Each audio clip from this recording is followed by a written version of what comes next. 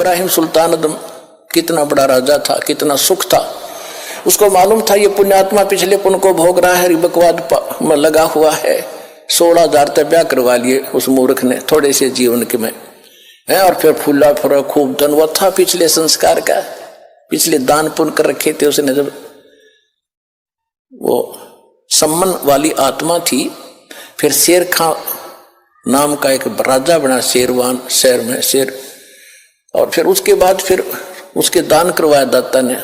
कभी फिर सुनाएंगे कथा जो पुराने उनको मालूम है। उसी पुण्य से राजा बना हुआ था, उसे भोग रहा था, फिर वो गधा बनता जाए थे। मालिक ने उस प्यारी आत्मा को उस नरक से निकाला, राजपद छुटवाया, उसके पीछे पड़ गए।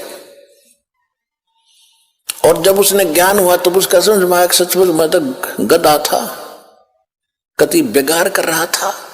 फिर परमात्मा ने कह भी दिया था कि जा इब्राहिम, अब ज्ञान तुझे होगा तो राज कर ले।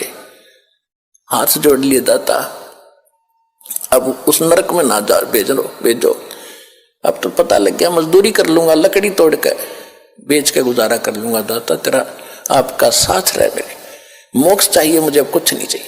और हम मांगे भगवान से ये दे दे, ये दे दे, वो दे दे, मांगने की जरूरत नहीं। आने के बाद या तो आपने मांगने की जरूरत नहीं, बालक नहीं, आप उसके बच्चे हो।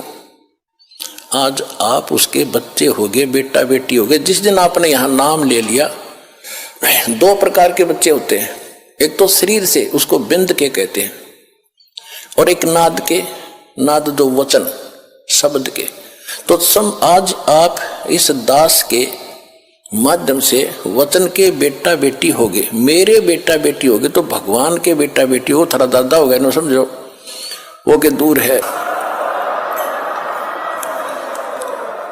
और परमात्मा कहते हैं एक लेवा एक देवा दूतम, कोई किसी का पिता नहीं पुत्रम। जैसे सुखदेव ऋषि को ज्ञान था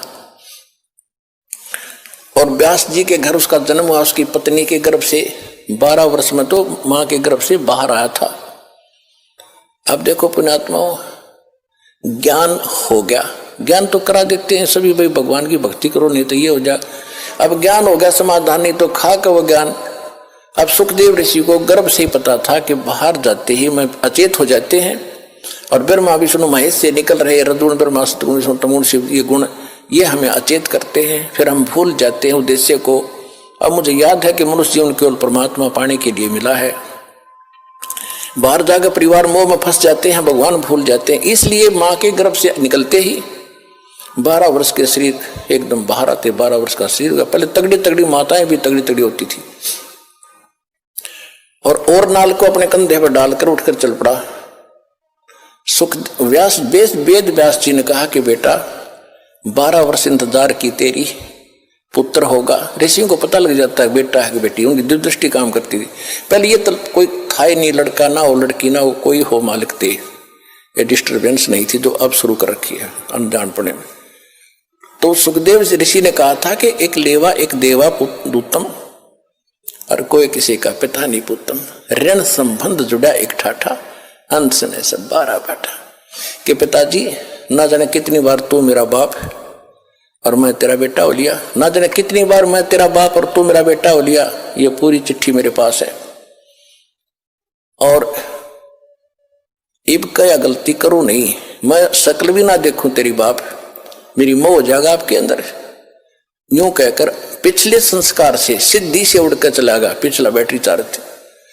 अब उसको ज्ञान भी था, राजा जनक गुरु भी बना लिया, और फिर भी मोक्ष नहीं, क्योंकि राजा जनक कोई ज्ञान नहीं था कि जितना ज्ञान था बता दिया। विष्णु का पुजारी था, विष्णु लोक में वो चला गया राजा जनक, विष्णु लोक में सुखदेव चला।